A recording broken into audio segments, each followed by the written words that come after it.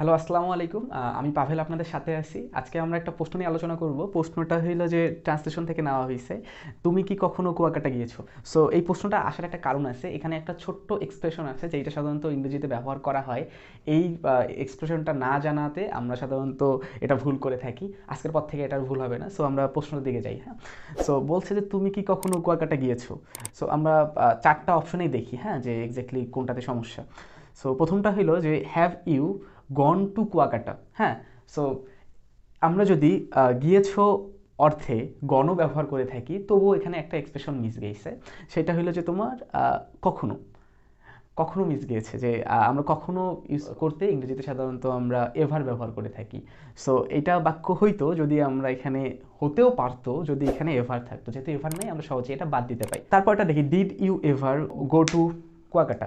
So এটা হতে পারতো, কারণ এটা আপনার বাক্যটা ঠিক আছে, হ্যাঁ, বাক্যটা ঠিক আছে, কিন্তু টেন্সের সাথে মিলতেছে না। হ্যাঁ, টেন্সে আমরা সাধারণত তুমি কি কখনো কুয়াকাটা গিয়েছো, এই গিয়েছো, গিয়াছি, গিয়াছেন, এগুলো কি আমরা ছোটোবেলায় শিখেছি। অথবা আরেকটা গদবাদে কিন্তু সংজ্ঞা আছে। সংজ্ঞাটা হইল যে যদি কোনো কাজ আগে ঘটে এবং তার ফলাফল এখনও বিদ্যমান থাকে, সেটাকে প্রেজেন্ট পারফেক্ট টেন্স বলা হয়। হ্যাঁ, সো এইটা হলো প্রেজেন্ট পারফেক্ট টেন্সের উদাহরণ। কিন্তু আপনার যে এই সেন্টেন্সটা আছে, এটা ইন্ট্রোগেটিভ এবং ইন্ট্রোগেটিভ সেন্টেন্স, এবং এটা একটি পাস্ট ইনডিফিনিট টেন্সের উদাহরণ।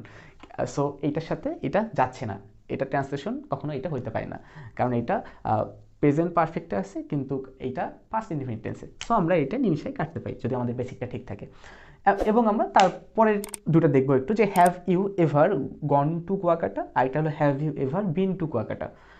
আমার কাছে মনে হয় আরেকটা আপনাদের এমসিকিউ ভালো করার একটা স্ট্র্যাটেজি বলে দিই, যে যদি আপনার কখনো বড় সেন্টেন্সের কোনো অপশন আসে, মানে আপনাকে যদি বলে যে চুজ দ্য কারেক্ট সেন্টেন্স, তখন আপনি কি করবেন, খুব যদি বড় বড় সেন্টেন্স থাকে, যে কমপ্লেক্স কম্পাউন্ড দিয়ে একদম বাক্য অনেক বড় করে ফেলছে, আর যদি বাক্যগুলো নিচে নিচে হয়, যদি মানে অপশনগুলো এ বি সি ডি মানে নিচে নিচে বাক্যগুলো থাকে, তাহলে আপনি একটা স্ট্র্যাটেজি ফলো করতে পারেন। সেই স্ট্র্যাটেজিটা হইলো যে আপনি দেখতে পান যে ওয়ার্ড ওয়ার্ড দেখতে পান যে কোথায় এক্স্যাক্টলি সমস্যাটা হচ্ছে, আমরা সেখানে সলভ করবো। আমাদের পুরো বাক্য পড়ার কোনো দরকার নেই। হ্যাঁ, মানে প্রত্যেকটা পুরো বাক্য পড়ার দরকার নেই।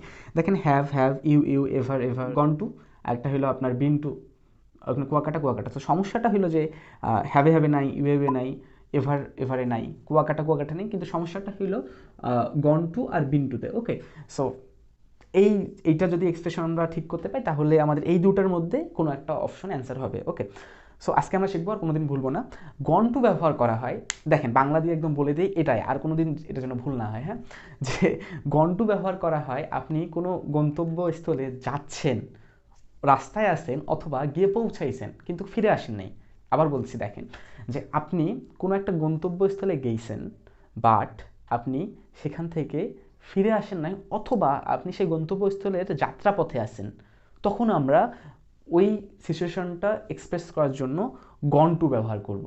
সো আমরা গন টু একটা ব্যবহার করি, যে he has gone to Kuakata, মানে সে কুয়াকাটা গিয়েছে, মানে হলো যে সে কুয়াকাটা যাচ্ছে, মানে রাস্তায় আছে, মানে রাস্তার বাসে আছে, অথবা সে ওখানে গিয়েছে, কুয়াকাটার মধ্যে অবস্থান করতেছে, বাট ফিরে আসে নাই। কিন্তু আমরা যদি বিন্টুর দিকে তাকাই, বিন্টু ব্যবহার করা হয় যে আপনি এক জায়গায় গন্তব্যস্থলে গিয়েছেন এবং ফিরেও এসেছেন, তখন আমরা সাধারণত বিন টু ব্যবহার করি। যদি কেউ বলে যে he has been to London, তখন আমরা বুঝবো যে সে লন্ডন গিয়েছে এবং ফিরে এসেছে। হ্যাঁ, আর এইটাতে আমরা কোনটা ইউজ করবো আরও একটু সহজ করে দেই। এখানে বলছে তুমি কি কখনো কুয়াকাটা গিয়েছো, তার মানে কি, যে যাকে জিজ্ঞাসা করা হচ্ছে সে তার সামনে আছে, মানে তার আর যাত্রাপথে থাকা অথবা ওই গন্তব্যস্থলে থাকার কোনো যুক্তি হয় না। সে যেহেতু সামনে আছে, মানে সে গিয়ে ফিরে এসেছে কি না সেইটা জিজ্ঞাসা করা হচ্ছে এখানে। সো গিয়ে ফিরে আসা অর্থে আমরা কোনটা ইউজ করবো সাধারণত, আমি যেটা আগেই বললাম সেটা হলো যে বিন টু। তাহলে সঠিক অ্যান্সারটা হবে been to. Okay, been to. Thank you.